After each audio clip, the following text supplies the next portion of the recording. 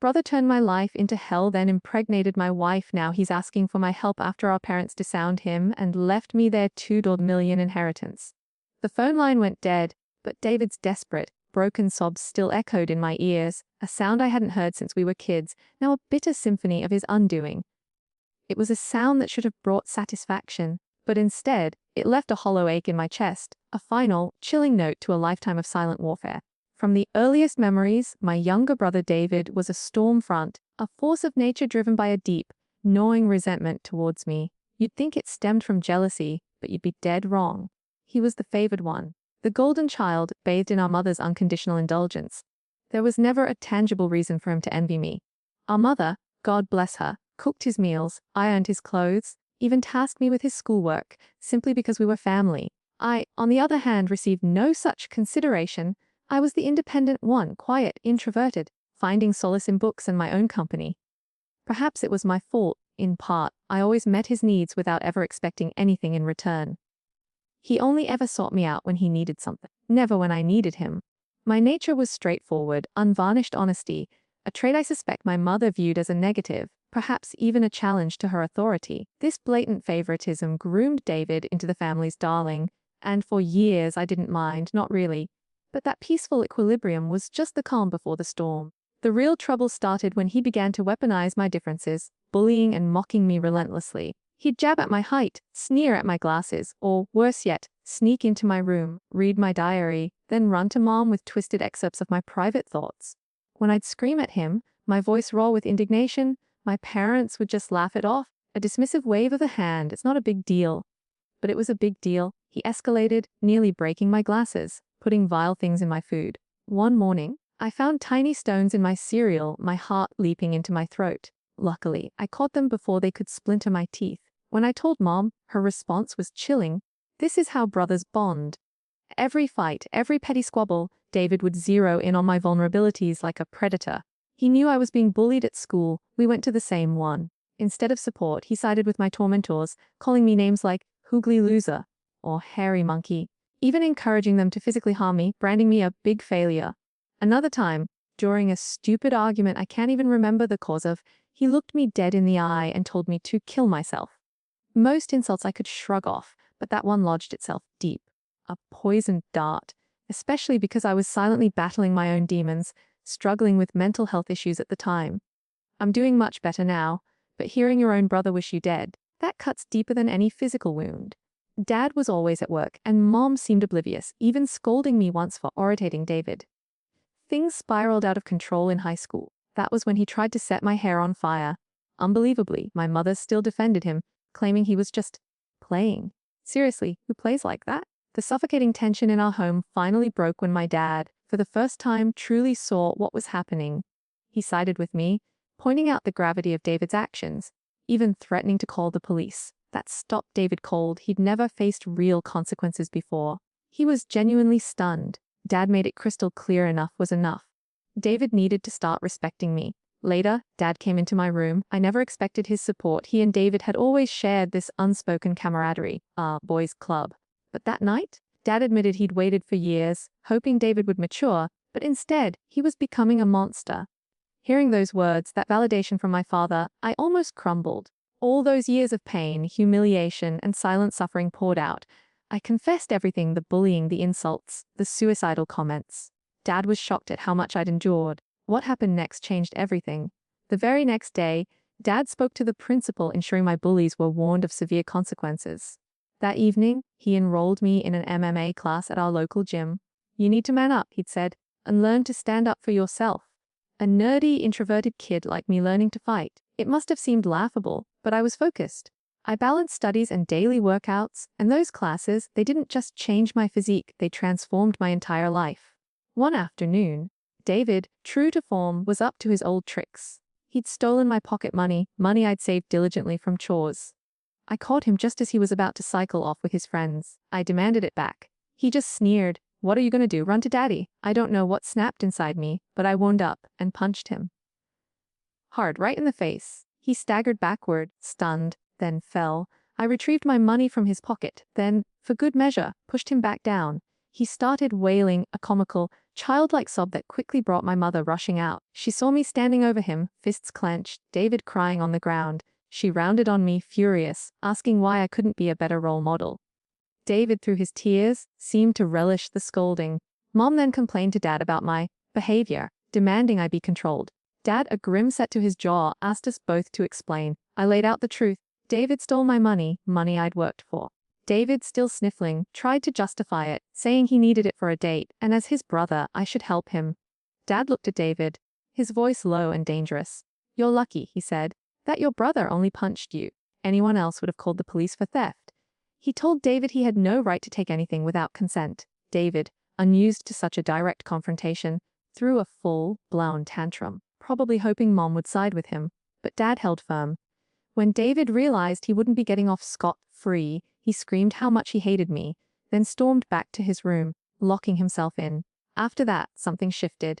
David started to distance himself. He finally understood he couldn't bully me physically anymore, and even Dad had stopped backing his antics. For the first time, it felt like we were almost equals. He still resorted to verbal jabs when parents weren't around, nerd, loser. But his physical aggression had ceased. With age, his anger and short temper only worsened. If I asked him a question, he'd ignore me, muttering insults under his breath. He'd relay messages through Mom, refusing to speak directly. When I asked her why, she'd just tell me to be more understanding. I couldn't tell if it was puberty or a genuine, festering hatred. Dealing with his relentless comments became unbearable, and all I longed for was to move out. I begged my mother to mediate a conversation, to help us mend fences, but she always refused, claiming she didn't want to get involved. She brushed off my questions about why David treated me that way. Finally, the day came. I earned a scholarship, a top student, and left for my dream university. Dad threw a party, and even Mom seemed proud. David, of course, remained aloof, barely acknowledging my achievement. Leaving for university was a mix of exhilarating excitement and profound relief. I was finally escaping the toxic, oppressive atmosphere of my childhood. The constant fear of David's verbal attacks lifted, replaced by a sense of peace I'd never known. My second year, I met Karen at a frat party. We clicked instantly. Coming from a religious background, having kids outside of marriage was taboo, but when we found out she was pregnant in our final year, we decided to marry right after graduation. Our wedding was small, joyful. Our parents were happy.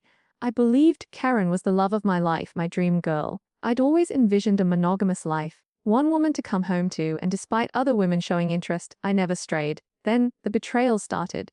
2 incidents of infidelity. One, an intermittent affair with a married co-worker spanning years. The other, a brief fling with an ex-boyfriend. Looking back, I suppose I was naive. Each time we separated, and each time I chose to forgive. I didn't want our child to grow up in a broken home. I truly believed we could overcome it. The co-worker affair. I rationalized it as youthful mistakes, poor judgment. Things seemed to improve, though complete trust was forever fractured. I did my best to set aside my doubts, telling myself that if I chose forgiveness, I had to truly work towards a fresh start. It had been 4 years since her second betrayal. I felt a fragile confidence in my decision to give her another chance. Karen seemed changed. We were happy, planning our future. Then, 3 months ago, my world imploded again. She confessed a long-term affair, and our son, he might not be mine. Her words hit me like a physical blow, shock, betrayal, disbelief all at once. I struggled to breathe, to comprehend the enormity of it. Dazed, I managed to ask why. How could she have kept such a secret? Her reaction was chillingly indifferent, detached, as if the pain she inflicted was nothing to her. Her vague answers left me with more questions. It was surreal, agonizing, confronting the shattered trust and the terrifying uncertainty about my own family. I pressed her for the truth, needing to know who the father of the child I'd raised from birth truly was. Finally, she admitted it. It was David. My eyes widened in pure horror. David. She explained how she and David had become friends. When I introduced her to my family, she'd stayed with us from Thanksgiving through New Year's. David, usually a block of ice towards me, was surprisingly warm and polite to her. I was actually relieved, not wanting her to feel unwelcome. Karen, wanting to be accepted into my family, spent a lot of time with Mom. She noticed the rift between David and me and asked about it. I opened up, explaining our strained relationship, the unlikelihood of repair due to his unresolved feelings. Karen, she said, understood, but started including David in our outings, hoping it would help us bond. Movie nights became David's choice. We exchanged a few words, which, for us, was an improvement. I remembered Karen and David playing video games, laughing. It never registered as anything more than innocent sibling-in-law bonding. She told me David opened up about his struggles and a recent breakup, feeling vulnerable. He struck up a friendship with her. She mentioned he'd harmlessly flirted when I wasn't around. And then, slowly, things escalated beyond her control. The image of my wife and brother, together, made bile rise in my throat. Karen confessed she felt guilty afterward and left him, which matched her abrupt decision to go home instead of spending New Year's with me. I'd tried to convince her to stay, but she was adamant. When we met back at college, she was her usual cheerful self. I never questioned it. 2 weeks later, we found out she was pregnant. She admitted she didn't know if the child was mine or David's. With no way to prove it, she chose to stay with me because I was the more dependable brother. That's why we got married. My world was crashing down. The son I loved, the boy I'd raised, might not even be mine. I asked if she had been sleeping with David recently. She slowly nodded. They had always stayed in touch, she said. Their chemistry undeniable. They would sneak off to hotels, lying to me about working overtime. Half her business trips, she confessed, were actually romantic getaways with him. I asked why she married me if she wanted my brother. She said she didn't want to be the one to break off the marriage. She saw me as a wonderful father to our son and decided to stay. In her words, she made a mistake and didn't know when to stop. I told her I was glad she told me the truth, but I was leaving. She started crying, begging for forgiveness, expecting me to yell. Instead, I calmly packed my clothes. If you loved me, she insisted, you'd fight for me. Mistakes happen in every marriage. When she realized I wasn't going to budge, she shifted tactics. Our son will be affected. Children shouldn't be raised in broken homes. I reminded her, my voice flat. I might not even be his father. That made her cry harder, accusing me of being cruel. It seemed she genuinely believed nothing could ever make me leave. Perhaps it was partly my fault for letting things slide in the past. While I did love her, it felt more rooted in the shared history, the years we'd built, the son we thought we had. She kept insisting it wasn't too late, but her words felt hollow. Trust was a crater between us, and I had no patience left. Even if I forgave, I could never know that she had slept with my brother. I've always believed in forgiving mistakes, understanding human flaws, but this was beyond the pale. I left her weeping on the doorstep and checked into a hotel. The next day, I drove straight to my parents' house. I laid out everything, the affair, the years of deception. The shock on their faces was undeniable. True to her nature, my mother, in her initial disbelief, tried to defend David. My boy could never do such a thing, she insisted. Determined to expose the truth, I asked them to remain silent. I called David right then and there, on speaker, catching him off guard, making him believe it was a private conversation. When he answered, I confronted him. At first, he vehemently denied it, refusing to take any responsibility. But when I told him Karen had admitted everything, he crumbled, instantly blaming her, calling her characterless. He actually claimed it wasn't his fault if women were attracted to him, that he was the better-looking brother. I cut him off, my voice shaking with a quiet fury. I'm going to expose you to everyone. He scoffed. No one will believe you, I'm the golden child. I let out a bitter laugh. Thanks for confirming it, David. Our parents just heard everything. The line went silent for a moment, then David spluttered, trying to explain to salvage his image. My mother, no longer shocked but now utterly bewildered, demanded an explanation from him. He stammered, a feeble attempt to justify his actions, blaming everyone but himself, desperately trying to shift blame onto Karen. I saw it then, the mix of disappointment and anger on my mother's face, the woman who had always protected him. In that charged moment, I felt a strange sense of vindication. For years, I had endured his torment. Now the truth was out and the roles were reversed. David stood exposed, his actions laid bare. As David's excuses faltered, my father, usually reserved, couldn't contain his disappointment. He took the phone from me. David, he began, his voice heavy with a weight I'd never heard before. What you've done isn't just a betrayal of your brother, but a betrayal of this family. You slept with your brother's wife and continued the affair even after they were married. Your actions have severe consequences and have irreversibly shattered the trust we had in you. I raised both of you to value family, loyalty, and decency. What you've shown today defies everything I've tried to teach you. He paused, letting the silence hang heavy, letting his words sink in. Your disregard for your brother's feelings, the lack of respect for his marriage, are unacceptable. You've not only hurt him but also torn apart the bonds that hold our family together. Your mother and I are partly to blame for what you've become, but we will no longer tolerate this behavior. From today, You're cut off from the college funds I set up for you. You'll have to figure out how to pay your university fees on your own. I will also stop funding your lifestyle. Do you think it makes you more of a man to sleep with married women? Let's see how you manage without my money." Throughout this, I maintained a composed demeanor. Though part of me wanted to scream, watching my dad deliver that punishment was the ultimate vindication. David had underestimated the consequences. My mother, despite David's desperate protests from the phone, still tried to justify him, but Dad swiftly ended the call, shutting down David's attempts. Afterward, Mom approached me and hugged me. It had been years since such a moment, but in that embrace, there was an unspoken understanding, a profound support. Amidst the family turmoil, she whispered an apology for not believing me all these years. My 14-year-old self could never have imagined this moment, being vindicated and embraced by my mother.